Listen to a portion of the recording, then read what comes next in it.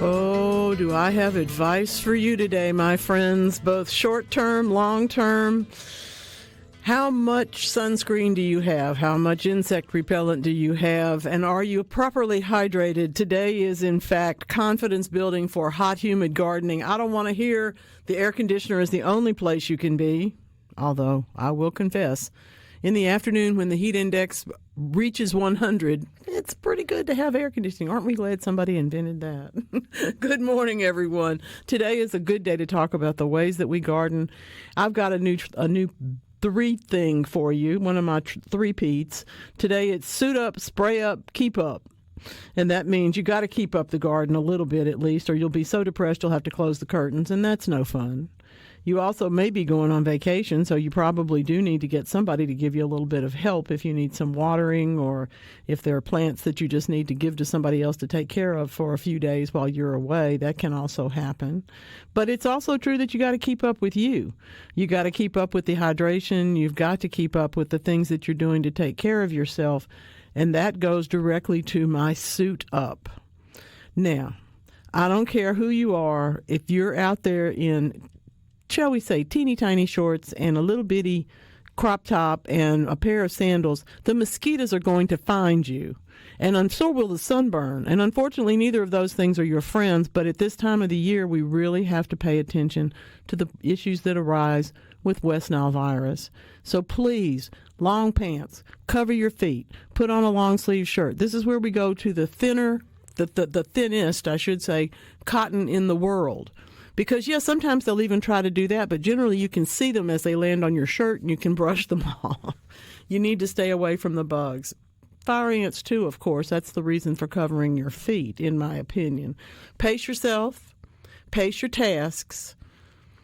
This is a good time to give yourself the reminder to not bite off more than you can chew, but you already did that because you have too many plants and too many things to take care of and too many projects that are still undone. So that's why it's important to pace yourself. I really thought when they invented the little jewels that were in bandanas that could freeze and you could put around your neck, I really thought that was going to be a thing, the water crystals. Turns out more people just go and get the ice out of the freezer, put it in the bandana, and wrap it around their neck. And then when it melts, that's okay. Who cares? It's perfectly fine. One more tip. Please, when you put all this stuff on, you got to take all this stuff off. So don't wear those clothes 3 days in a row that have got all that stuff all over them. It's not helpful. And secondly, take a shower at night.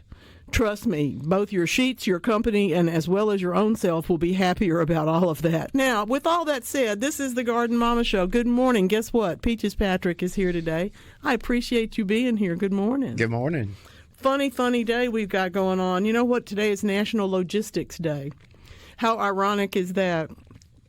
You all have experienced with me the new studio, and I'm happy to tell you that it's just wonderful. It's terrific. I'm of course I'm in Mark's studio now. I'm up here with Lance and Mark today, but the transitions are happening.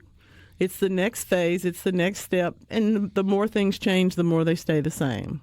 So we're here talking about hot weather, gardening, trying to keep up with stuff. And by the way, how many tomatoes have you picked? Today is, the Tomato Festival Day. That's right. In Crystal Springs. Yeah. If you've never been to that, you ought to get yourself there. It's fun. Yeah, it is fun. And if you're a tomato lover, which, big portion, there's a few that aren't. Most of us, though. Most of us.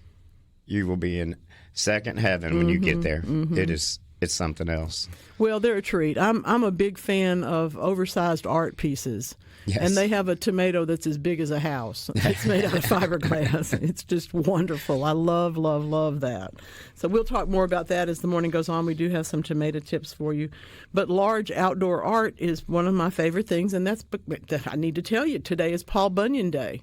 So if you've never been to Minneapolis or even in places in Canada and seen, 30-foot statues, they're bigger than the trees, of Paul Bunyan and Babe the Blue Ox, you probably should. If you've never heard of all of that, trust me, everything has, just like gardening has a patron saint, okay, everything has a character. We have the Green Man. In the lumber business, they have Paul Bunyan. This is not a real person. This is just a bit of you put everything that you wish you could get into this one character and then tell stories about it. Unfortunately, the last time I spent any time in Minneapolis, it was in December, and it was ice festival season. So, you were watching ice parades different. out a window. Yeah, that's different. I met people. I had a chance to visit there in the summer, and I met people who actually wait for the ice fishing season.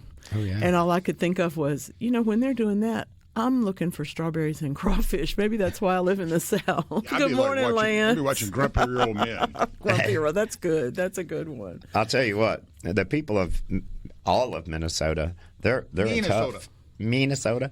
They are a tough bunch of people. You have to be to live in that, to come up with the technology to actually build walkways that are above the snow between buildings, because you can't get there from here, between November and February, you're not going to get in.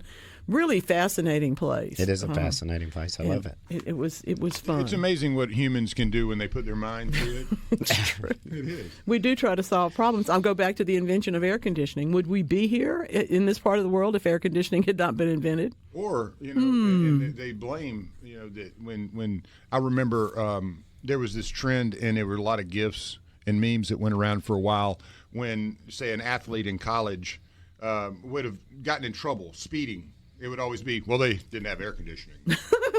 This went on for a while. And every now and again, funny. Whenever some kid gets in trouble, it's like, you didn't have air conditioning. His mind wasn't right. His mind just wasn't right. And it's not always a he. It is, there are women that do mess up in college, just not at the rate men do. Yeah. I think Jerry Garcia put it best when he says, that's right, the women are smarter. If we looked at the, he went there. No, but they are. I have to say that. This is my opinion. You can tell you can tell he was taught to say that, and for that, obvious reasons. Lance is never shy about sharing his opinion. Well, I get to do this every day. So I know. At some point, you get to where you just put yourself out there, you hope that people understand that you're just being truthful and honest. Someone really wise once said a microphone is a dangerous thing because they might recognize me in public. I had one of those the other day. It was fun. When you go somewhere, we generally have good people to talk to when we get out in public. Hey, I had somebody just recognize me. I went to a 8-9-year-old state tournament baseball game last weekend. One of the guys that works here in the building, not for SuperTalk, but for Farm Bureau. I've gotten to know him over the years, and he's got sons, and they're they play every sport, but they're at that age where it's getting fun. 8, 9, 10 years select in state tournaments, and I've been to a couple of their things last year, and I was like, hey, I'm going to come since it's over in Flowood when I get off. I got off Saturday and ran over there. It was like 1:30, 2 o'clock. So hot, goodness gracious. I still had my blue jeans on. I was hustling to get there. I didn't want to miss anything, so I would go back to the car knowing that I had made it on time, and there was a little delay. Do the slide into some shorts inconspicuously in the car, so hopefully nobody sees you. No, that never works. It's very difficult. So then I get back over there, and so my buddy's pitching to, his coach pitch, and he's throwing to the kids. And this is a big state tournament, for people everywhere. And he wasn't throwing strikes. He bounced a couple up there, and I went, throw strikes, pitcher! And I had about 10 people turn around and look at me from his team, of course, like I was crazy. I'm like, I'm kidding, I know him. And then right in front of me, a husband and wife turned around and like, we know that voice. We know you. I was like, oh man, cool. So we met and got to. That's fun. I love doing that, but it's funny when they recognize your voice. And yes. The comments about our voices are always fun, and we appreciate them tremendously. We appreciate them tremendously. When that fingerprint though, they can recognize you from your voice. Yeah. I feel like I've accomplished something, even if it's dubious. Well, those of us who are big fans of earworms really like it that our voices follow you around in your head. That's kind of fun. It is a thing. I'm not on the air nearly as much as Lance, but I got outed shopping for Christmas socks at a department store. It's like, we know that voice. Right. And this lady goes, were you eyeballing mannequins? Wait a minute. It wasn't a mannequin. Okay. It was a lady looking for Christmas socks. And I was like, hey, hi, nice to meet you. How are you? And I have no idea who she was. And she knew you. She knew me. Yeah. And the It's funny crazy. thing is, our listeners may not even know, but we're all friends. That's the funny thing. You know, we actually all hang out and enjoy each other. We enjoy each other's It's company. actually, I say Garden Mama's probably one of my best friends in the world. And anybody that says, "Hey, do you know Garden Mama?" I'm like, "Yeah, man, she's like my best buddy." So we actually all like friends. each other too. Yeah. That's right. And it's not always possible. Sometimes work is one of those things that maybe the only thing we would have to talk about is the fact that we like cats, or maybe the only thing we would talk about is, but it turns out that we all have gardening in common. That sets the table, and everything else kind of rolls out from that. Yeah, you were a tough cookie to get to know up front. I mean, when you realized that I actually liked gardening and I could grow stuff, not as, I don't have like the greenest of thumbs, but when you were like, this guy's not lying to me, he actually likes this stuff. If I could blush, I would, because I was really ugly. You weren't ugly. It was fun, though. It was fun. Well, in my world, I was cold as ice, and that's not my. It's like this guy. He's just another producer. But that's exactly right. They come and go. Little did you know. Yeah, they come and go. Ladies and gentlemen, I'm going to step away from the microphone for a minute. And then we get Peaches. And then Thank here comes goodness. Peaches. Patrick. Thank goodness. Yes, goodness gracious. What a third Keep us part. straight. Yeah, that's they make those motorcycles now with 3 wheels, so as they say. I know, right? That's it. That's A perfect. third person's not like, Well, he was trying to talk me. me into going down to the Tomato Festival today. You and should. I cannot possibly do that, y'all. This is the biggest day of all of the shifting and going, and the trucks and the people and the hoop-de-doo and one thing and another. You have no idea how much I believe that everyone who reaches a certain age, if we're lucky enough to live long enough and we've been in one place for a number of years, do this for yourself. Don't make your children have to do it later. Because it's a lot of stuff. You have no idea how much stuff you have until you start picking through the closets and going through everything. The good news is that it has been a really rewarding experience. The bad news is that I think everybody in the trash world is pretty sick of seeing my stuff out on Mondays and Thursdays because I've been getting. Well, rid you of a never lot of know. stuff. You might see it on the internet at some point, like Garden Mama's former T-shirt for sale, and you're like, I thought I threw that sell away. all of those. Yeah. Garden Mama's broken hoeing tool found in the backyard. Found art. Yeah, found art. That's right. right. You never Found know. art. There's a you start lot signing of that. everything There's just a in lot case. of that. I could certainly do that. But the logistics of it, the reason that we have a National Logistics Day is because you do have to plan things. And I'm particularly tickled. This is another case where we get reinforcement. It sure did rain a lot this spring. David and McGee has got a record purple hull pea harvest, and they're beautiful because there was so much. We can't, and I'm telling you, we can't, even if we watered every day, we can't water at the rate, and we can't water with the power of rainstorms all the time, as well as the amount of ozone and whatnot that it gives us in that whole growth process. We are just so fortunate that this has been that kind of year. Next year, we're going to expect it. It won't happen. No. It'll be whatever the opposite of El Nino and La Nina all of are. that, the one in the middle. Yeah, exactly. It's going to be El Droughto, probably. El Saharo. It could be. Yeah. Could well be. And that's part of the reason why I think we have so much going on in the flower world. We were talking all week. It's like, have you seen this? Have you seen this? Have you seen this? The Asiatic lily in my front yard that I thought was dead, it's blooming. The daylilies are all been just beautiful. They finally pretty much finished up. But there's phlox now, and there's daisies, and there's, good grief, Mark, all your stuff's blooming. It is going crazy. Isn't it nice? So pretty. And that 8-9 foot canna finally opened. Finally. It was a flagpole, but now it's a flower. Talk about Paul Bunyan. You have some big ones in your front yard. Yeah, in the front, there's some good front ones. corner, yeah. Some good ones. And I'm seeing things that should have been done blooming months ago. There's a picture of a mock orange English dogwood my that I goodness. took yesterday that had one flower on it. Isn't that interesting? Is it the comet? Well, I know that there will be 8462 some impact from that. I in case y'all don't know what he's talking about, not everybody lives on the online and on the media like we do, but imagine you're driving through Georgia, and it's the middle of the day, and the sky explodes and the ground shakes. What was that? Well, it was in fact absolutely meteor, and I love this particular fact about it. Other than the one where it went through the person's house, we understand that it landed. The shards of it. Yeah, a piece of it.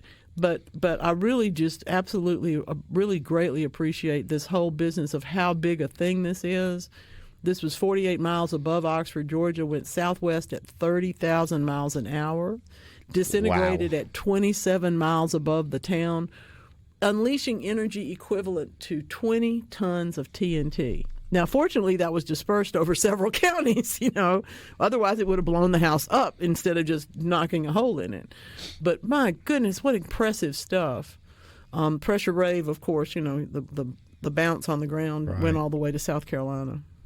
Yeah, that's pretty cool. They say it could be visible for 80,000 years. Mm-hmm. And, it's not a typical comet in that it doesn't have the tail feature as much. It has a horn, basically. It literally came in first like that. Yeah, it really did. And that might have been, and we were talking about that Friday. It could have been debris from some meteor, or you never know. But I was serious when I asked if things like that, these astrological events, such as a comet coming, we do hear over time about the changes to the soil in an area, and sometimes it's very simple. Sometimes it's the pH adjusts. Sometimes they'll do like try to find about calciums and different things like that may have been in the meteorite. Mm-hmm. But this one's going to be all over the place to try and figure it out. 3 feet in diameter, weighed over a ton. Yeah. And of course this is an asteroidal fragment. Yeah, it's not the asteroid. It's just a little piece, the 3-foot piece. Don't you know that was a great game back in the day? You had all those. Excuse me, Atari. Don't you know that there are rock hounds scouring Georgia? Okay, now y'all have just opened that door. I didn't know about this. The first thing I saw was a report on my phone, and I don't even know whose service it was, of a guy walking around picking up the rocks, and he was like, "We think this was an asteroid." Yeah. Well, maybe so. Let me go look at a few more things. Sure enough, it was. My goodness. That would be an amazing thing to witness. Oh, look. Amazing. We got to take a quick break. We're going to talk about asteroids. Then we're going to come back and talk about tomatoes and lilies and more lilies and this, that, and the other thing. This is the Garden Mama Show. Now, we don't want you to get confused. The Crystal Springs Tomato Festival celebrates everything tomato. It is not, in fact, La Tomatina. That's the festival in Spain where they throw tomatoes at each other. We do not do that here. We like them too much. We're way too fond. Myself and my cousins used to do that in my grandfather's garden with the bad tomatoes. Were you just trying to get in trouble or just making a mess? We were just trying to hurt each other.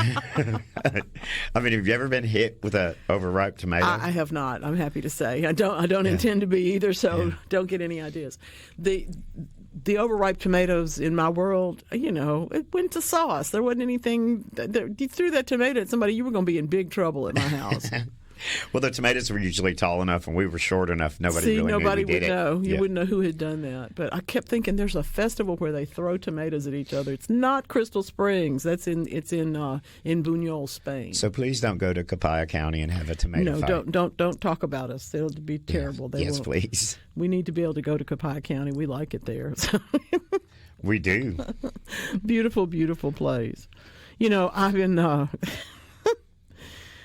I don't know what to say. I've never had a choice between a hot tub and a sauna, but it seems like on a really hot day, it would be a good day to just mention the fact that the University of Oregon does a lot of research into this, apparently. I need that job. Can I have that job? Research hot tubs and saunas? Yeah, test them, Yeah. What they're doing is... we've always had this vision. I don't know if you've ever run into anybody that's Scandinavian and grew up with saunas and all that, but they do it in the same way that some people meditate. Yes. They're doing it to replenish their energies and all that sort of stuff.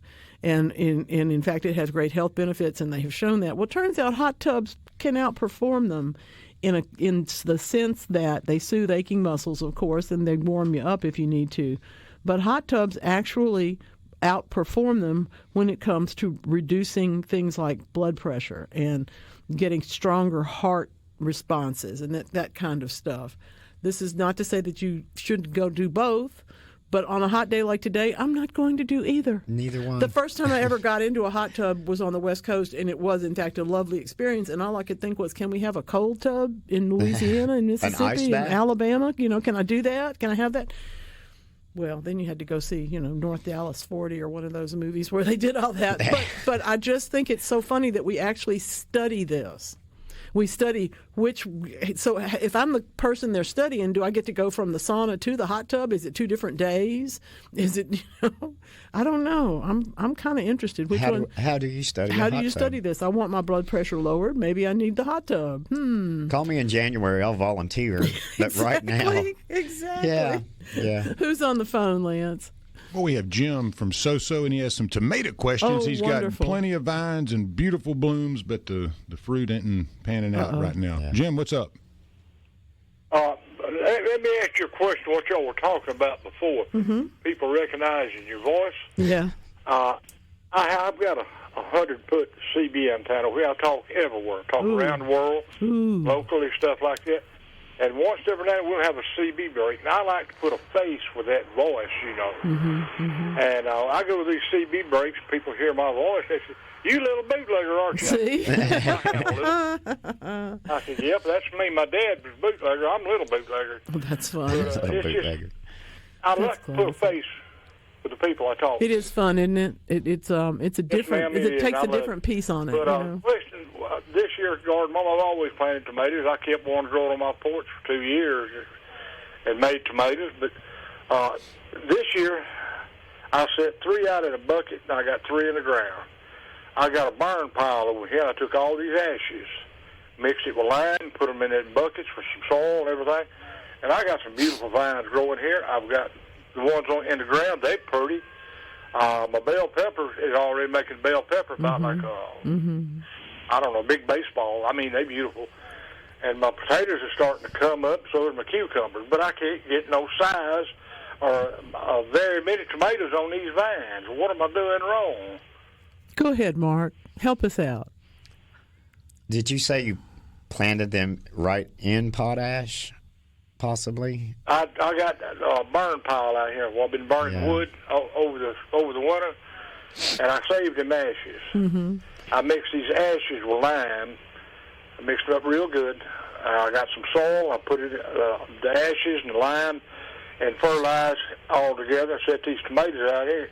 And my tomato plant's over 6 foot tall. I was going to say, so you're getting big plants and plenty of leaves. Do you get some flowers?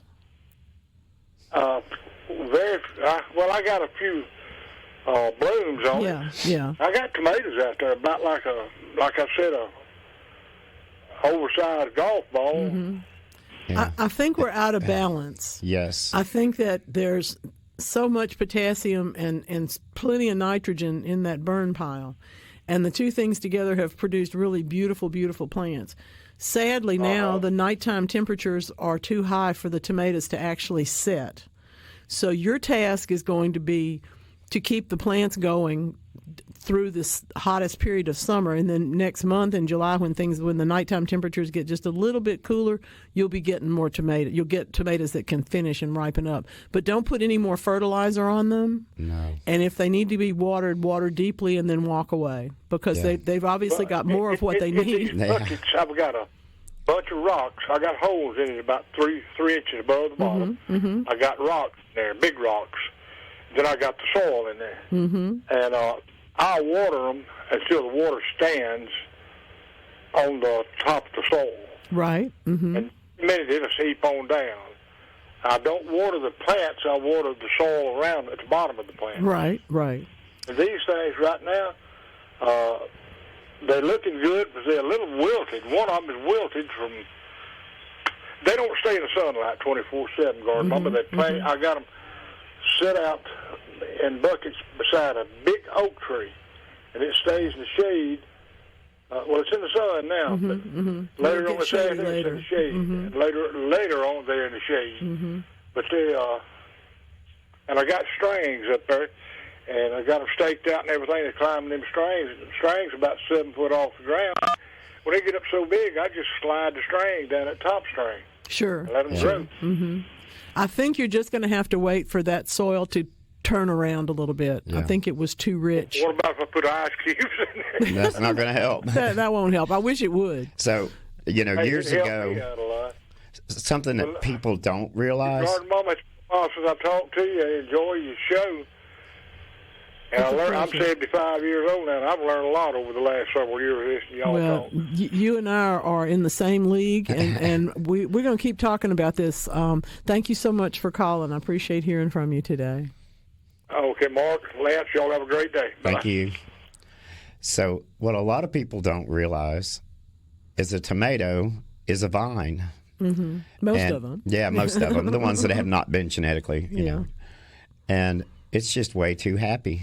Yeah, I think It's going to go to the top of his oak tree. Yeah, and I do think that we all have to be careful when we fertilize. If we over-fertilize with any one element, it changes the growing environment. And I think there's just too much potassium there. Way too much potassium. I love the key really for me was that the bell peppers are doing so beautifully. Right. Because we do extra. People spray bell pepper plants with Epsom salts in order to get that strong, big, beautiful Right. bell pepper. And it's because they're looking for those additional elements.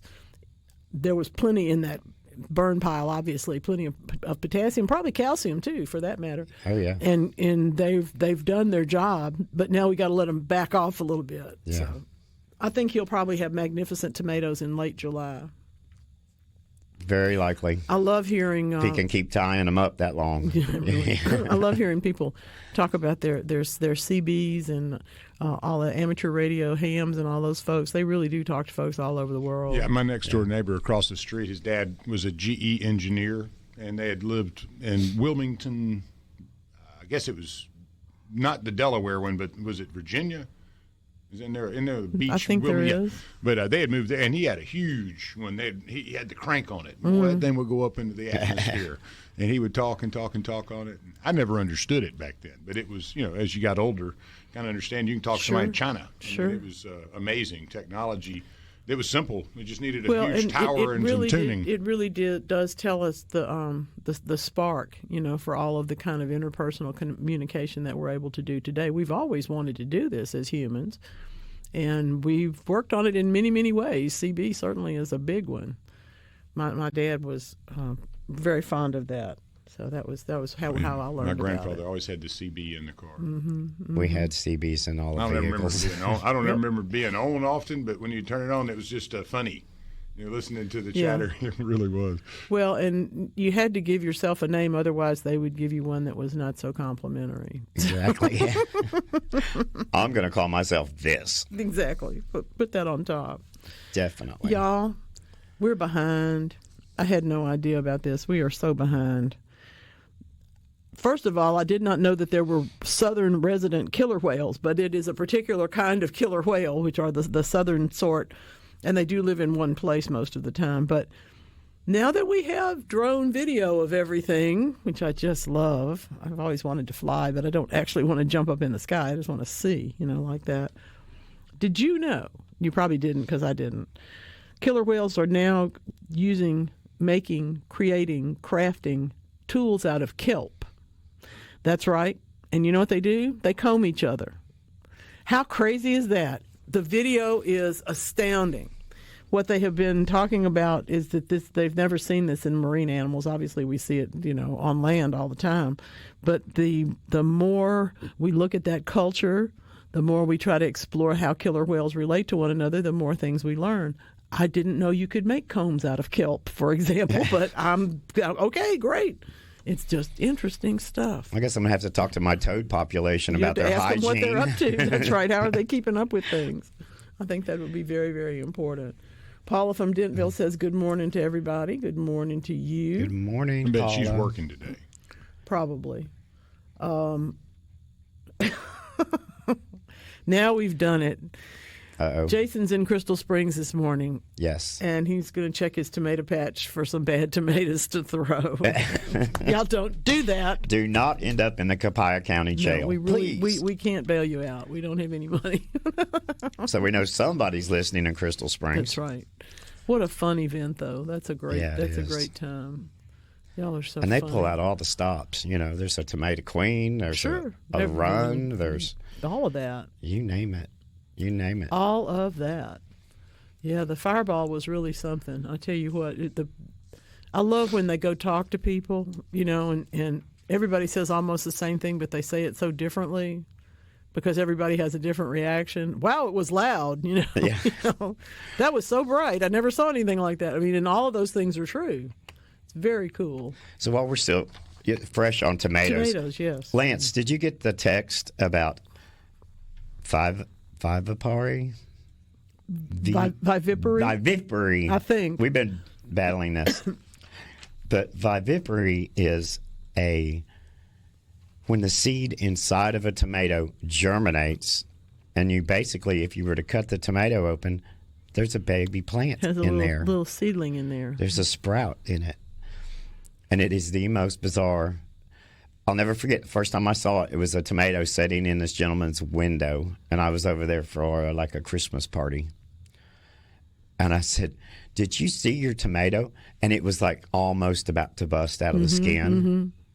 And everybody in it comes running over there going, "Oh my gosh!" Part of it, but it is a thing. It is. Part of it is the absolute intrepid nature of things things want to survive. Correct. And if I'm a tomato and I have been plucked off the vine and put into a window, I better make a seed and I better make it sprout, because otherwise I may not get the next round. You know, I have to survive here. I have to figure out how to do this.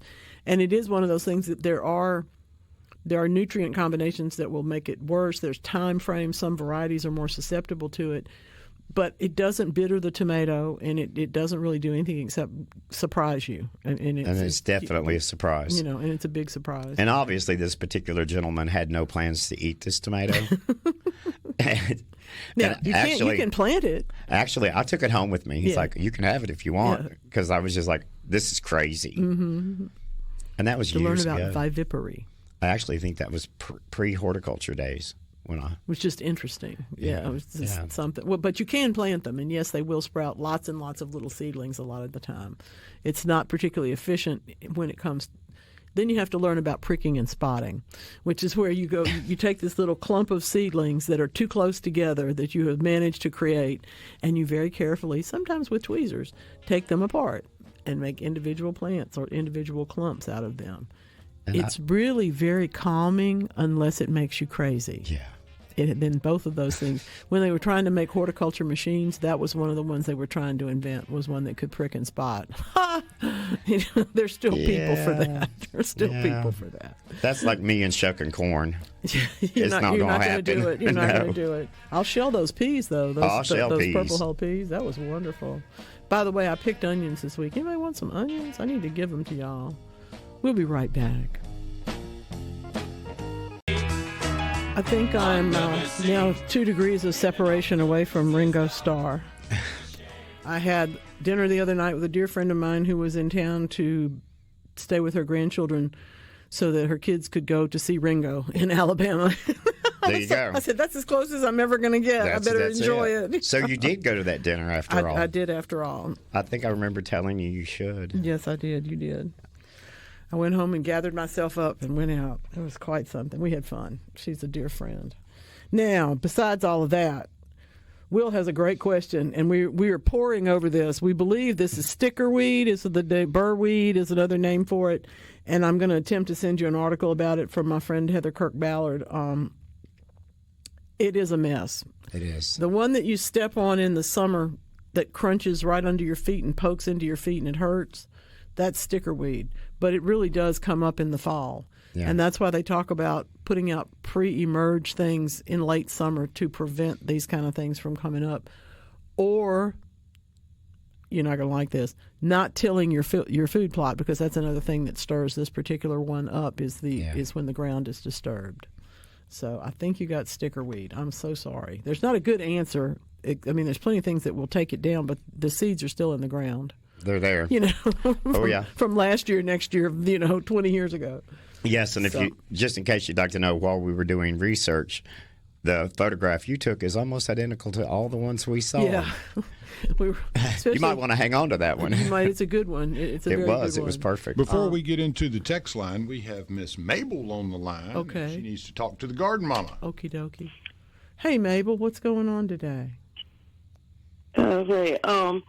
I've got so many tomatoes, and I called before and want to find out what to do, and I've been getting them away. Mm-hmm. I don't know what to do with them. That's wonderful. Preserve them.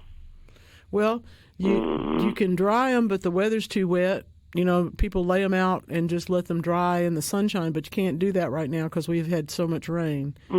And cooking them is really the only other choice. I will tell you that I have a friend who pickles them, and I'm not that crazy about it, but she likes them. There you go. And I also have another friend who, this just sounds horrible to me, but freezes the tomatoes whole and then takes them out later and cooks them, you know, as she wants to. But you can't preserve them for fresh eating unless, like, I mean, that just doesn't work. So we either have to dry them, or we have to cook them, or we have to freeze them. And I don't know any other choice. You freeze them, you pick them, and you freeze them in freezer bags?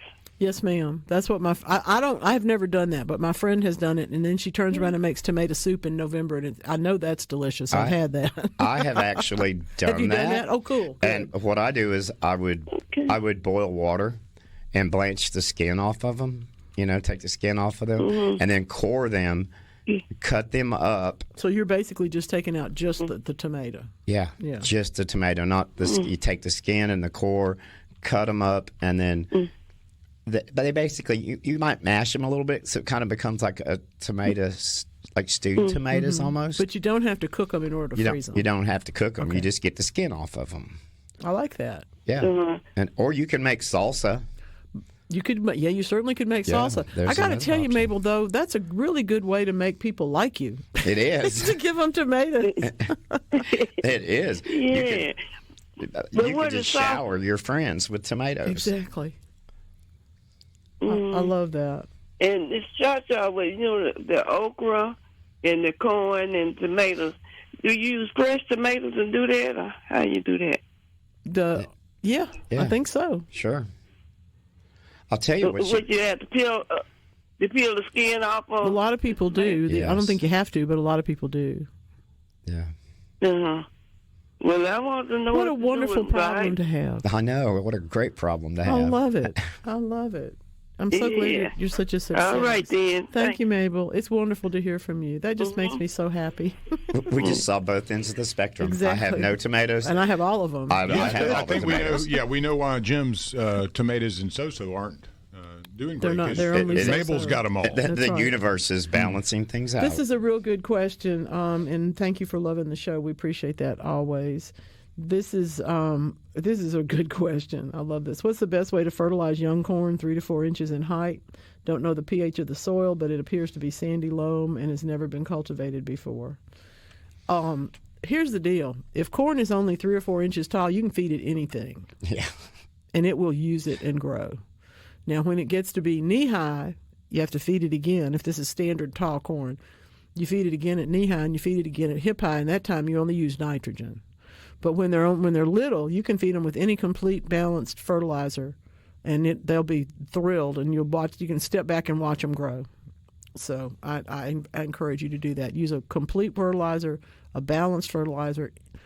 Might say vegetable garden food. You know. Might say. I mean, it could be any brand. Any brand. Yeah. But a vegetable food would be a good choice for that. Go for the vegetable food. You know, growing corn is kind of like the opposite end of the spectrum from growing potatoes. That's true. Potatoes are so much fun. You dig them up and there they are. Corn is like you go out every morning and you can see how much it's grown. It's true. It is. It's amazing. I had one of the reasons that I always took my children outside to smell things that bloomed only at night is because they took us out to listen to the corn grow when I was a kid. And I think you really could.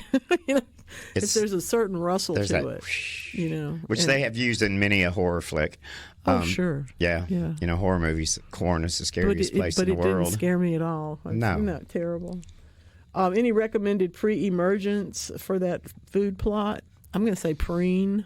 Yeah, preen or... There's a lot of them, but in terms of something that I know you can plant afterwards, preen would be a good choice. You're not going to plant from seed afterwards with any pre-emergent. It looked like Delta soil to me. Yep. I know that plant too. I don't know what it is other than what you said, but I've seen it all over. And the thing about it is it's green, and then you don't see it through the winter, so you don't realize it's the same thing that's making little yellow flowers and sticking in your feet in the spring. Right. It's a very, well, I don't want to say it's a superpower, but it has the superpower of disappearing before you realize it's there, and then really giving you trouble when it goes. Well, and to if it's a food plot in the Delta, that soil, it gets so replenished with nutrients from all over the Midwest each year. You never know where something's coming from that was not there last year. Exactly. If you get the flood, which we got this year, we had the water come up. So if you're south of Rolling Fork, you may have had something that has rolled in somewhere else. wasn't here before. Well, and we hear the the research from Madagascar that if it wasn't for those two lizards, they wouldn't have anything making seed population anywhere, because they're the only ones that even go there and lay the seeds down. So it's kind of we wouldn't have that cartoon. We have all of that. We wouldn't have the cartoon either. We have all of that. So. This is a very cool burl, I'll give you that. That is amazing. I do not know. I wish I could tell you what caused it. I wish I had a time machine. I could go back and see. Maybe a meteor. But generally speaking, these things start very small with an insect invasion. I was going to say probably insect. And they find a home and they make a home, and then something. In the way they usually evolve like this is that something damages it, could be that meteor or something, and then so it grows another protective layer. Well, and as that tree matures and gets bigger, you could use it may be something where you want to allow it to grow and use the burls as decorative. Beautiful. I would want to put Some lights on it. wood. Yeah, it's amazing. the interior of those burls are just absolutely phenomenal. Lance, wouldn't that look great with I can lights? see a lion lying up on top of Yes, it. I can see little faces, all of that. I see the lion. And before we get any crazier, we're going to go away now, but we'll be back. We've got another hour for you of the Garden Mama Show. It's not that I don't really appreciate a yes man or yes woman, but I really love a yes man or yes woman when they say, yes, I do that. In this case, Nathan cores the tomatoes and freezes the whole ones green and red. He will slightly blanch them a little bit and then de-seed them if if obviously you can't get all of them out, but you try and de-seed them too by taking the core out. That works. Right. But he says he doesn't de-seed, he cores them. He doesn't necessarily de-seed, he says in the next text. But for the sauces, he just freezes them whole. Yeah. So Mabel, feel empowered, because you have not only Mark, but you also have Nathan telling you that that's what they do. And these guys know how to cook, so I think I would listen to them. And we also had our listeners say that they would love to know Mabel because those What's tomatoes Mabel's right off number? her hands. They would love to get in touch with Mabel. You know what? We're just so lucky. Gardeners are so good and so kind. We are indeed. I have only had one situation where people crossed the street to avoid me, and that was in a very serious zucchini harvest year. I had already I had given away zucchini. Here she comes again. Oh no, But when you've already done fried zucchini, baked zucchini, stuffed zucchini, zucchini fritters. I mean, you feel like Forrest Gump after a certain point, but there are a lot of ways to eat them, and after you've done all of them, you have to give them away. You have to. Okay, I know y'all who don't like zucchini are going, oh, no, don't bring them to me. I know, but it's true, though. There are lots and lots of things. If you get to where you can grow something well, you have a lot of it and you want to share, You definitely want to share. It is going to be raining cherry tomatoes at my house very shortly, and jalapenos. I love it. Yeah. That was quite a jalapeno plant we were gifted this week. It was. And I'm sure that they walked out there and went, where did this come from? And I gave it some water before I abandoned it, too. Well, that's good. Yeah. That's good. I'm growing coneflowers from seed under grow lights. Congratulations, Kathy. That's a lot. So they will not be leggy. They're directly under the lights. Would the next step be to drop down a bit since they're about an inch and a half tall? When can I transplant to larger pots and then to the outside? Also, will they need hardening off? Okay. There's a couple of pieces here. You definitely want them to be 4 inches tall and branched by the time you plant them outdoors in September. Do you agree with that? Is that about the September, right time? Somewhere October, in there. If it's too hot, we wait till October. Yeah. So at 1.5 inches, I'm going to keep that light pretty close. Yeah, real close. And try and keep them as dwarfed as possible. But yeah, you got to raise it. But depending on the light or the situation, sometimes you're actually lowering the plants as opposed to raising the light. Just depends on how things are working in your space.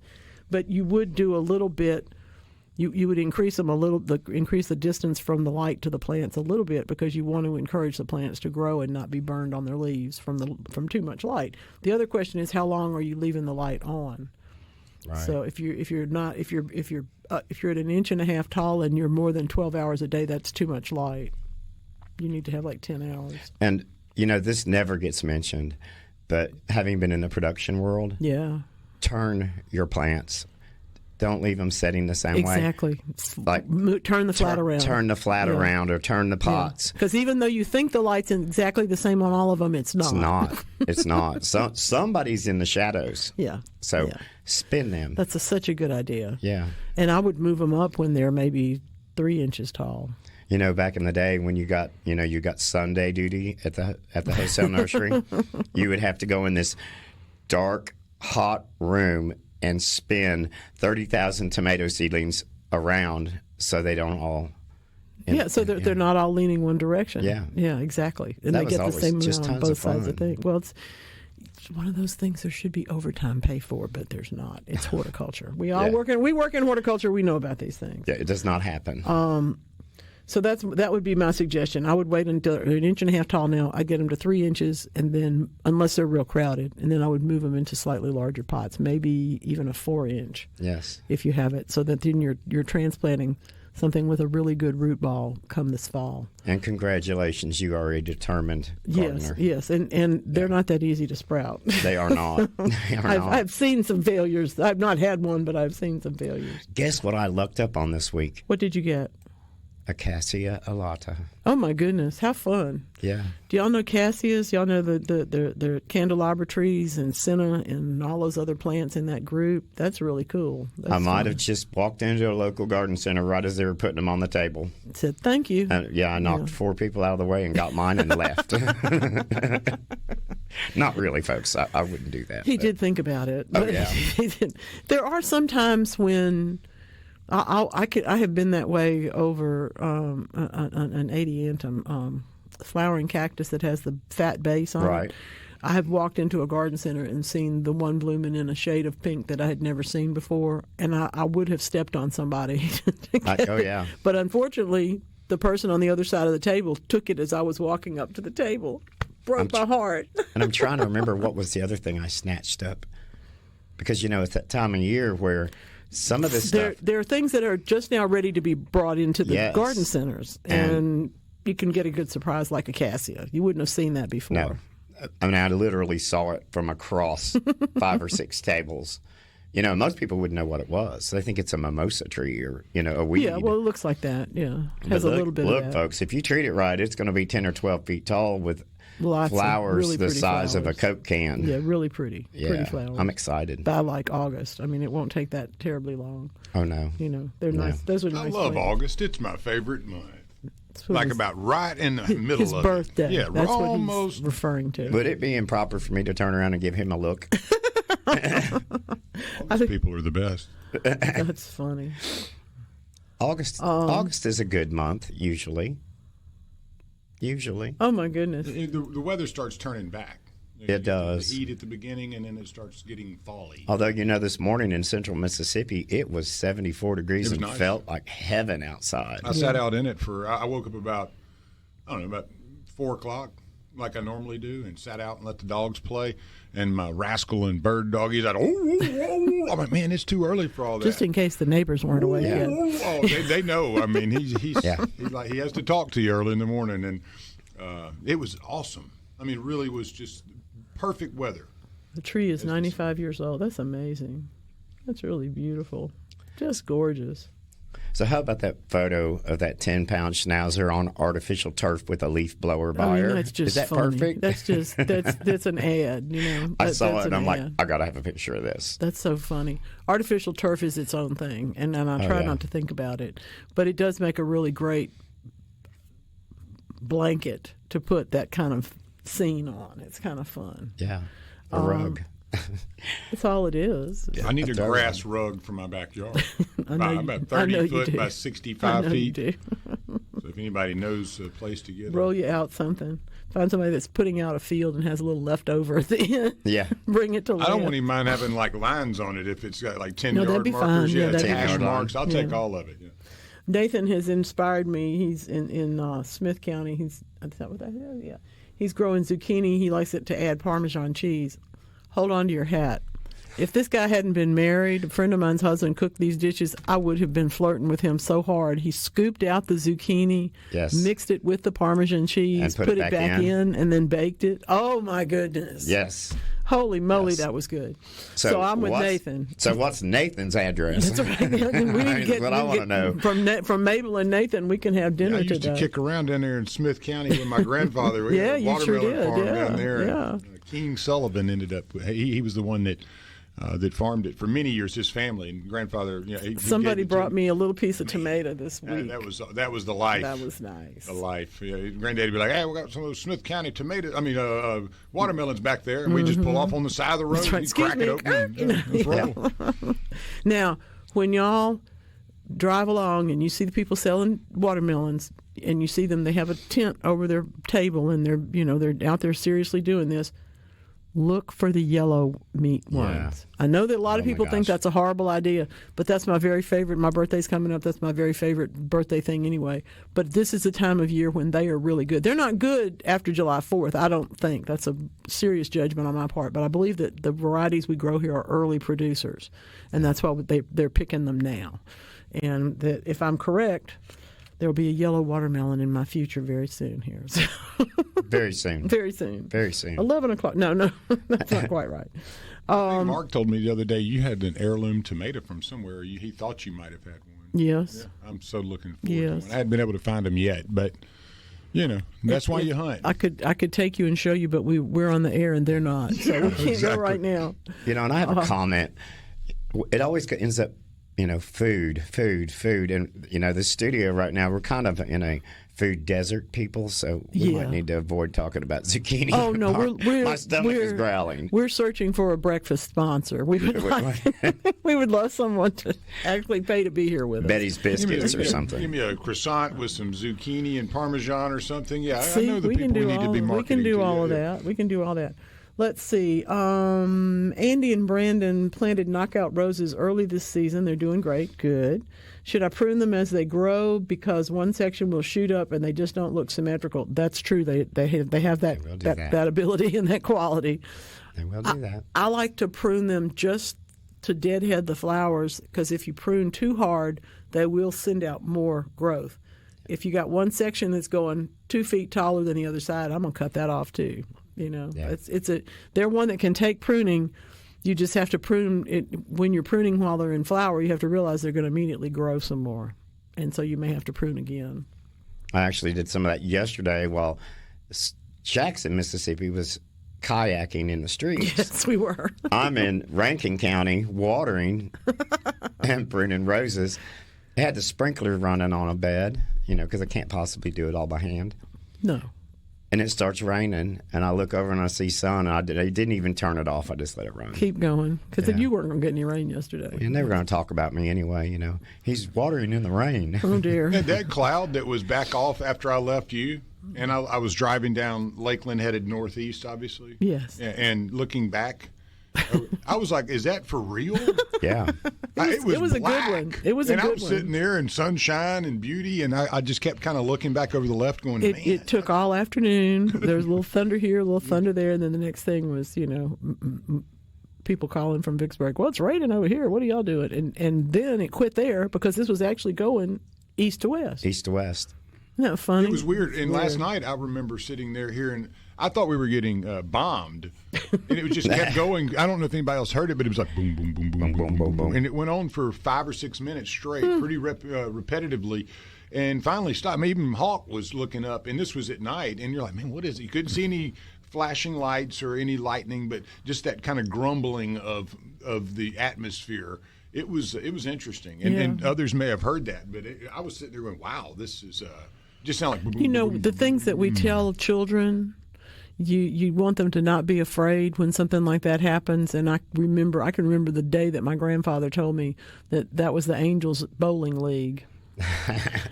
And I'm afraid I believed it. Because it didn't scare me. Still doesn't scare me. I like that. That's a good one. It's like, okay. The tap dancing. Something. I mean, they all had, if you've ever watched anybody that was really good with a penknife, small knife, take the entire peel off of an orange in one my mama and swoop. papa, yeah. Okay, that's the sort of thing that if you can even just sit and watch that, much less do it, you're going to calm your soul. Watch her do it with an apple. And my granddad could do those things, and he would sit there, and you would just find yourself mesmerized. And really, later on, I realized he was trying to get us to calm down because we were all kind of crazy, whatever was going on. And he was like, "Okay, well, come here, I'll have this ready in a minute," And back when a pocket knife was in every man had a pocket knife. So always. did a lot of girls. I bet. An old timer. Yeah. Isn't that what they're called, the little pocket knife? Oh, some of those are, yeah. Some of those old are. Old-timer was a big one. Good second question from Kathy, who's growing coneflowers. When do I divide daylilies? Anytime you can. Whenever you want. If the weather's good, do it today. If the weather's too dry, wait till it rains. If it's too hot, you might wait till fall, and that's okay too. I have told this story before, and it's the truth. When I first got to Mississippi 30 years ago, I was gifted some plants by somebody that really thought I knew everything, and that was very kind, but not true. Okay, and one of the things was a bushel basket full of unlabeled daylily plants with no flowers, just the leaves and the roots to them. And I didn't. Okay, thank you very much. I appreciate that. I was painting bathrooms and things like that at the time, and I put them down in the area underneath my potting bench. They were there for 6 months. That was from the winter time, when the daylilies bloomed and stuff in the late spring, all the way till fall. Every one of them grew. They are in bloom today at my house. That's because hilarious. they could care less. Now, Yeah. I'm not saying you can do that with really fancy, super duper hybrids, but with just basic old varieties, they're pretty tough. They're pretty tough. And I don't recommend leaving them alone for 6 months, but if you ended up having to do that, don't give up on them. As long as their bulblets are not soft, they've got some juice in them, and they can probably grow. Fine. And they would probably rather not be, underwater someplace. So if you were trying to build a bed for them, that would probably be okay too. And this particular season is perfect for dividing daylilies because the ground is extremely soft. Really been. Oh my goodness. Well, it's going to be a long drive, y'all. We got to see Mabel for tomatoes. Now we got to see Mark from Union. Beautiful, beautiful blackberry jelly. Oh no. Oh my goodness. People say, what should we grow? We would love we'd love to have a little bit of food. You always talk about growing food. Tomatoes are so hard. I don't want to do that. Well, I understand tomatoes are not easy. Blackberries are real easy. They're real easy. Get the thornless variety, plant 2 of them, somewhere in your garden, someplace, and you will get blackberries. And they can take full sun. They can take those spaces that other things can't. So it's a good plant. Anything? And the syrups and jellies from blackberry. Look at Lordy. Look at that. Union. Isn't that beautiful? See, we swing by Mabel's, pick up some tomatoes, swing by here, grab some jelly. And then go out of the way to Union and then come back. We're headed to Nathan. And what time is lunch, Nathan? That'd be quite a road trip. I'm telling you. We don't have to worry about anything. We've got this all figured out. Y'all are the best. Oh, my goodness. I'm going to stare at this blackberry jelly for a long time this morning. That's pretty. Good tomatoes, too. Green We'll be beans. right back. One of the funniest things I have ever witnessed was a field full of otherwise not exactly country seeming people. I mean, this was not a hoedown, okay? This was a concert with a bunch of acts and whatnot. There were 2 stages, one on either end of this big field, and when Guy Clark and his gang stood up to start this, everybody turned around. And every musician in the whole end of that world came to sing the chorus with him. It was one of the funniest things I've ever seen. It was a long time ago, but it was a lot of fun. It was one of those, oh, yeah, okay, well, I guess we'll be listening to this for a while. Sure enough, here we are. We're still listening to We're Guy still Clark. listening. Perfect too. I mean, I can't not play it. Every now and then you got to do that. Well, we get the tomato question lately, and exactly. Light bulb goes off in my head. Guy Clark, the Tomato Man. Jackie from Brandon has got a lantana problem. Uh-oh. Too much? And I think she's right. I think it's just the rain. My lantana is about half its usual size and has really not been looking too great. This thing's been there the whole time I've been in that house, 30 years. And it doesn't look very good. It's still growing, but she wants to know if it's root rotten. Is it the rain? I think it probably is. Yeah. I would cut it back and just see if we can get drier weather and a better response down the way. If you feel like it's gone too far, certainly drench that with some fungicide, the soil, because it won't help to spray the plants, but it might help to drench the soil. Yeah, I'm not getting blooms. I should be covered with blooms on most of my lantana. I saw I saw one on a hill in direct sun. It didn't, but it wouldn't have been able to have wet feet because where it was growing, it would have drained very well. But it was a monster. Well, and that's why some of the most beautiful ones you'll ever see are in the median in the Panhandle of Florida. Right. They don't get any attention from anybody, and there's only like 6 inches of soil, but they can grow and be 4 feet tall because they get enough water, and then they don't get too much. Yeah. And that's what brings on their flowers. We're very lush here, and in fact, there are people who say that the lantana doesn't look right in Zone 8 in central Mississippi because it has too many leaves. It does have a lot of leaves. And it does have a whole lot. We're very good at that. If you've ever seen I would just cut it lantana in its native world, it doesn't look quite it's very, very sticky, as they say. Yes. Turns out to be very sticky. You're going to be so glad we're going to say yes to this, but we're going to tell you what you have to do. So you can't mow under the tree. In this case, it's a pecan. Can you cut those lower limbs off now? Yes. But you have to be aware that they're going to sprout again.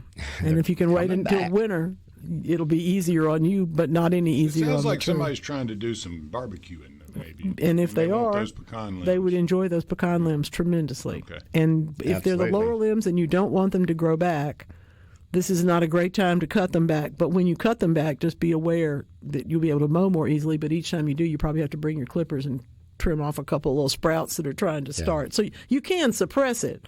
They won't grow back another limb, anytime soon, but they will try to grow something, and that's why you should cut them off, because they don't need to make another limb there. You're trying to mow. They are coming back. Yeah, and they will.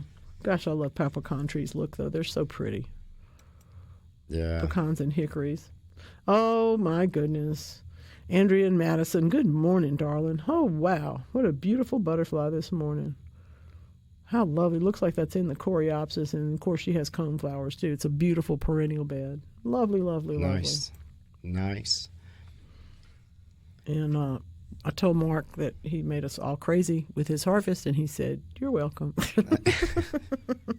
We like that. Yeah, you're welcome. We like that very, very much. You are welcome. Today, my friends, I a long time ago now, it's been more than a year, I stopped talking too much about, who just died or who is this, what these things that happened and this and that, because I decided it was bringing me down. Well, today I'm going way up. Today is Mel Brooks' 99th birthday. Wow. That makes me very happy. And he's still making movies. There's going to be another Spaceballs movie this year. Yeah, laughter is the best medicine. It truly, truly is. There's just something about his way of looking at the world that my brain appreciates. There's just, his humor is really out there sometimes, and I love it. I always like a man better when I'm able to appreciate and enjoy and love his wife, his partner, his significant other, whatever you want to call. And in this case, Anne Bancroft, I was a fan of Anne Bancroft's before I ever heard of Mel Brooks. So that worked out pretty well. She has been passed away for a long time. But if you don't know, you need to think about this. Mel Brooks is 99 years old today, okay? When his wife, who has passed away and was maybe 5 years younger than that, she'd have been 94 or something if she was still alive. When she was 36, she played Mrs. Robinson in The Graduate. Wow. And everybody knows who that is. Oh, yeah. Wow. Everybody knows who that is. She just was brilliant, though, in everything that she did. And he, of course, continues to just be... my favorite quote from her is slowing down reminds you that the journey is supposed to be fun. In other words, that it's not all about the goal, it's about how you get there. And that's something I think we try, but sometimes we get a little too goal-oriented. On the other hand, Mel Brooks' most famous quote, "Hope for the best, expect the worst. The world's a stage. We're unrehearsed." That's a good one, too. I like that. And we try to rehearse here, but it doesn't take. It never... Turn on the microphone, we just go. What can I tell you? But, you know, if any of us should be lucky enough to make it to 99, I hope somebody will find a quote and say it and say, good for you. Thank goodness you're still out there making hilarious movies, Mr. Brooks. We appreciate that.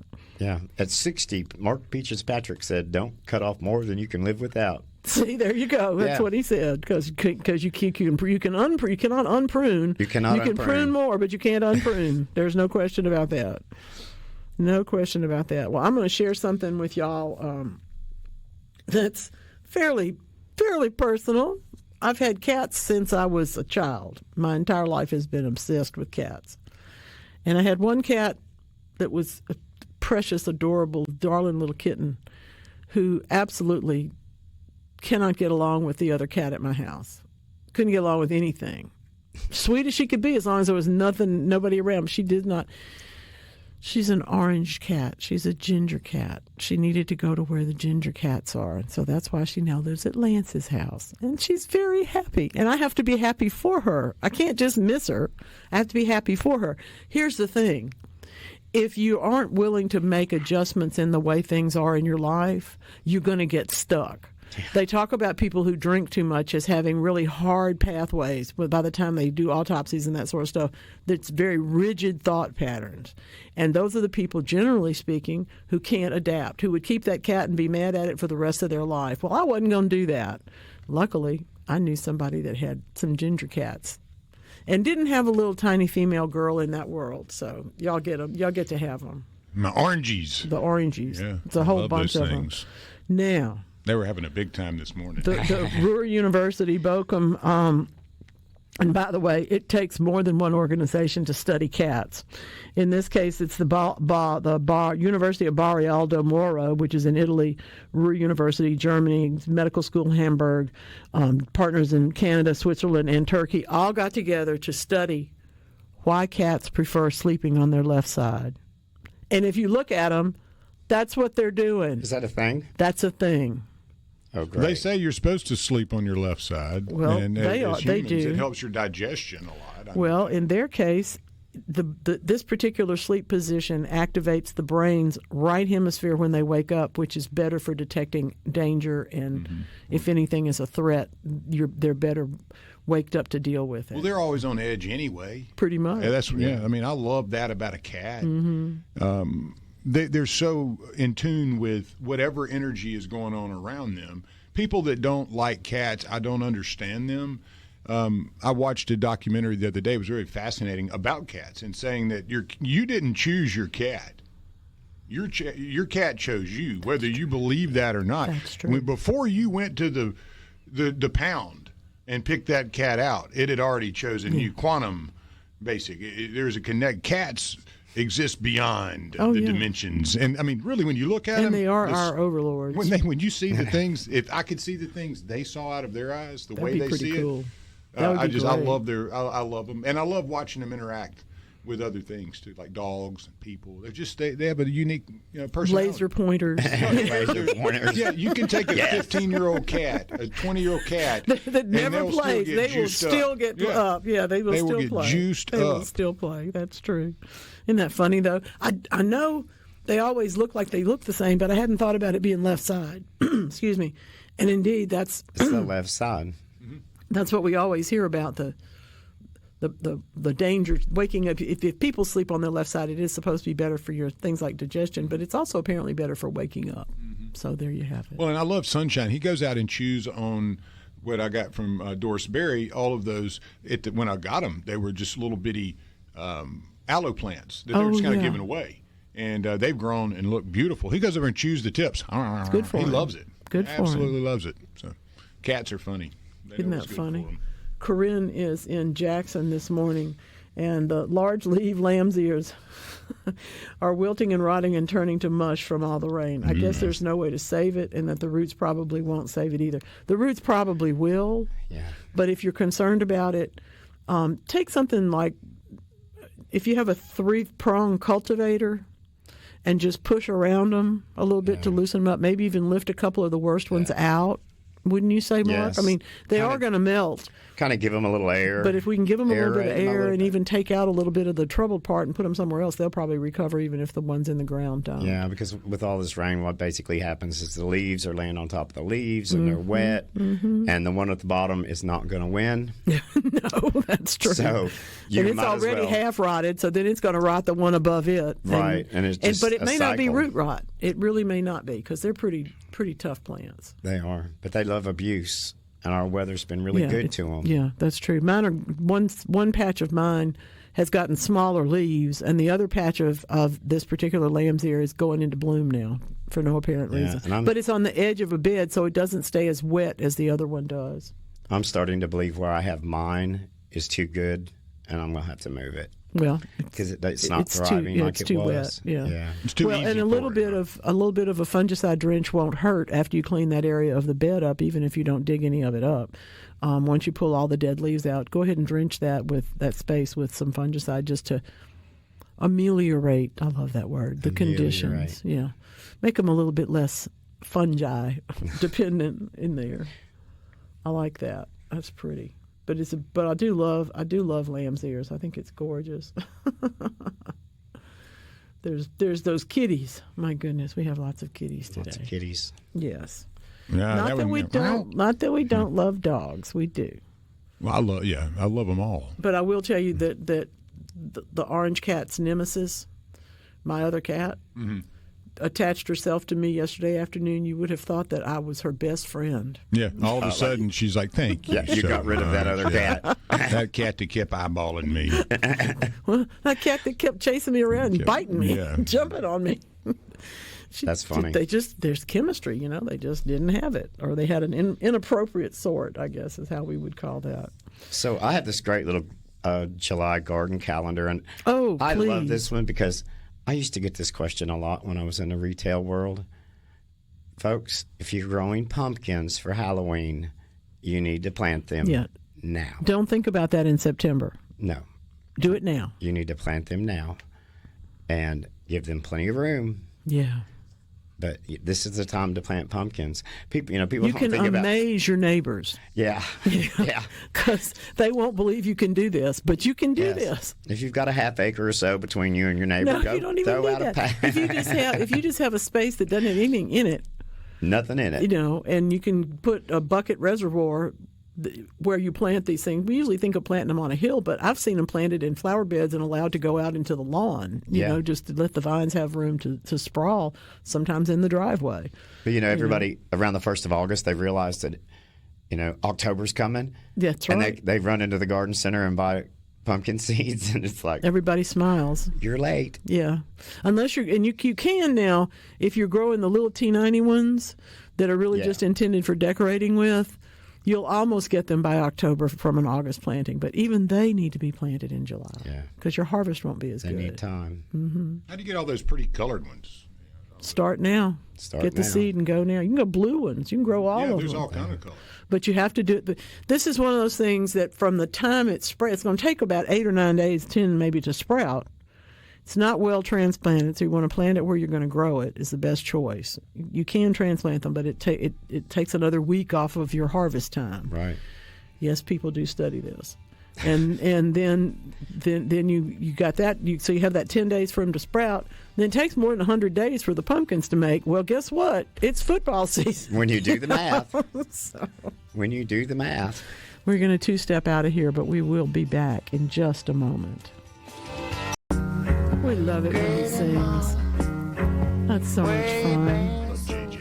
I have to tell you that discovering J.J. Cale was a landmark moment in my life You and me because both. his music is just, just woo. Woo, fun stuff. I was probably 21 or 2 before I ever. I So knew was his music. I knew his music, but I didn't know. I knew it through other bands. I didn't know it through him. No, I understand. And then I heard him, and I was like, "Whoa!" Yeah, he's a songwriter with great long chops. You know, that's fun. Well, now we get to go into the further cat land. This is beautiful. Buddy is absolutely gorgeous. Thank you. I think this is Jan. Is that right? Yeah. Thank you, Jan. That's beautiful. Got a heart shape on his side. Aw. It's really pretty. It looks like a sweet cat. Oh, too. look. Beautiful. Who's beautiful. that? That would be herself. There she That would is. be Jolene. Jolene. I'm glad she became a Rankin County resident myself. I like She that may have cat. been a Rankin County resident to start with if I had just, had any sense, but I didn't. Oh, good. Thank you, Greg. Greg's in Vaughn. Thanks for the advice last winter to try celebrity tomatoes. They rock, and they are. They're very pretty. That's a good tomato. It is a good tomato. It's an easier to manage plant, I think, than a lot of things, which brings us to Jeff and Carrollton's tomatoes that are in big pots, big pots like mine, 20-gallon, 30-gallon. They're loaded with tomatoes, but all the leaves and branches are dead except for about a quarter or third of the top half of the plant. Will they be okay and keep on making, or will they gradually die all the way to the top? Well, here's the question. If you're a gambler, you're going to leave them there and see what they do, okay? But the chances are really good that this is a blight thing in response to the wet weather, and we're just thrilled that you have some tomatoes because a lot of people don't get any when their plants lose all their bottom like that. Right. So you obviously had a better situation. I got to say, though, I would be planting some more in another container someplace else as soon as they're available in July because I don't know that these are going to make it into the fall. Yeah, That's what I think. They may not. And just as well, I mean, we grow tomatoes just like we grow strawberries from October through May, for the most part, in our part of the world. We grow tomatoes from March through July. And then we start over again. A lot of times those plants have not quite had a good time. Same thing for summer with strawberries. The leaves, just a lot of times there's too much disease to make them healthy plants going into the next season. So that's why we do all that. We're lucky. A lot of people have one shot and that's all. If it doesn't make it, they have to wait till the next year. That would be terrible. Yeah, I stair-step my plantings. I planted 3 groups. Explain to them what that means because that's important. I planted my original first 2 tomatoes. Only 2. There's only 2 in the house, and I still feed the neighbors. And then I waited, 3 weeks or so, planted another, and then I did some others later on in containers. So they're all going to hopefully the harvest will be layered over time and not That's all what we at one that's what we time. hope for. We can't get away from the nighttime temperatures being warm. When they're over 70 degrees, it's hard for the tomatoes to set. But on the other hand, healthier plants have a better chance. Yes. And cherry tomatoes always have a better set percentage than anything else. So it's kind of like a bond ladder whenever you want to have certain investments maturing every so often so that you have that cash flow. Is that somewhat of the use Y'all of see my eyes glaze stair-stepping? over when he talks like that? But, is that kind of somewhat of the use of stair-stepping? So you're not always hitting it one is. time. You're not, and you're like, oh my you're God, I not got looking for only 400 one here. result. You're Right. looking for a graduated program of results. Even people that do large crops of tomatoes, they'll plant their original one and then they'll come in a few months later Try or again, weeks keep later, going. hit another one. So Cut flower growers. it's the same with the everything. zinnias yeah. and the sunflowers and the celotias and all those things that you buy at the farmer's market right now are being picked at the same time that another crop is being planted. A lot of people plant every 2 weeks for the cut flower market from about April all the way through July, maybe even later depending on if you're in the warmer areas, because you only need so many days. It's like, how many crops of radishes can you grow in a year? All of them. All of them. Because they only take 30 days. So zinnias take about 60 usually, but not maybe a little bit more, a little bit less, depending on the variety. We're about to find out. But we're going to find out Yeah. quickly. So we'll know all of these answers. I'll let everybody in on this little tip. Garden Mama and I are blessed with seeds from master gardeners, Everywhere. etc. we have these conversations, and I'm like, okay, I got to go. I'm about to go throw some balsam seeds and see how many come up. Well, guess what? All of them. All of them. Yeah. By the way, when you go to an event and there are master gardeners giving away their seeds, they are some of the most serious seed people you will ever run into. They're going to sprout. Oh, yeah. This is not a bunch of empty envelopes that you hear about from other sources, but that's not true with master gardeners. It is not true. But I've got balsam, I've got salvia, zinnias, and they're all coming up in layers, so that hopefully by September the 1st, I'll have just as pretty of a garden as I did. That's the idea, May is to 1st. keep it moving. And of course, in the summer, you have to be a little bit more aware of water and one thing and another. One more. This is really pretty. Greg's got. He thought he was buying regular Roma seeds, but he bought Midnight Roma. I'd never even heard of this. Nice. These are beautiful. He's hoping that they'll freeze as well as the red Romas do. I bet they will, and I bet they have a deeper taste because of that purple quality to them. So pretty. Oh, my goodness. What is the brown tomato called? There are several of them. There's a lot. Throw a word out. I'm trying There's black cherry tomato. There's Black the big creme. one, the bigger. Cherokee purple. Yeah, those are amazing. Yeah, that's the one you're talking about. Now, I will tell you that the one I grew this year was not as great as I had hoped it would be, but there were several tomatoes on it that were real good. That was the Rebel Starfighter, another dark fruit from Baker Creek. Plants grew great. It's a trap. It's a trap. That's Admiral Ackbar. Turn away. That's right. Turn away, Luke. Turn away. They were some really neat looking tomatoes, though. This is a fun one. My tomatoes never reach maturity because my wife is obsessed with fried green tomatoes. See, we have to go to her house, too. she's there. And we got a whole menu going on. That's right. That's how you do them. Right there. I never shout out chefs much, but I got to tell you that Robert St. John can make a tower of fried green tomatoes and a crab thing and all this stuff in it. I have no idea what the name of the dish is or anything else, but I remember eating it and thinking, could I just have all of that? Do I have to really eat anything else? Could I just have another of these? This is not an easy thing to do. Frying green tomatoes is an art. It's an artful experience, frying anything, but at the same time, tomatoes, particularly because they can be so pulpy, they have to have a little bit more attention to their breading and whatnot. They do not tempura well, in case you wanted to know. Don't air fry them. Huh? I wouldn't think so. No. I tried that with a piece of okra once, without the fry on it, just to see what it would do. Don't do that. Yeah, it's like eating dried grass. Yeah, when microwaves were invented, we made a few interesting discoveries, that's for sure. I tried a few things in the old air fryer that I was just see what it'll do. Didn't do that. Follow the instructions. Could probably Try another one. Could upset some people, but I'm just wondering 10 years from now how large the air fryer graveyard is going to be. There'll be a lot of them, I'm afraid. I'm afraid there will be. And with that, my friends, we're going to go do some gardening. Thank you so much for being with us today. Appreciate all your calls and texts. Lance, you're terrific. Appreciate you. Thank you so much, Mark. You came in here and saved me this morning. Oh, and happy 4th of July. Happy 4th of July, folks. Sorry. Y'all come on now. I can't wear those glasses, but he can. See y'all next week.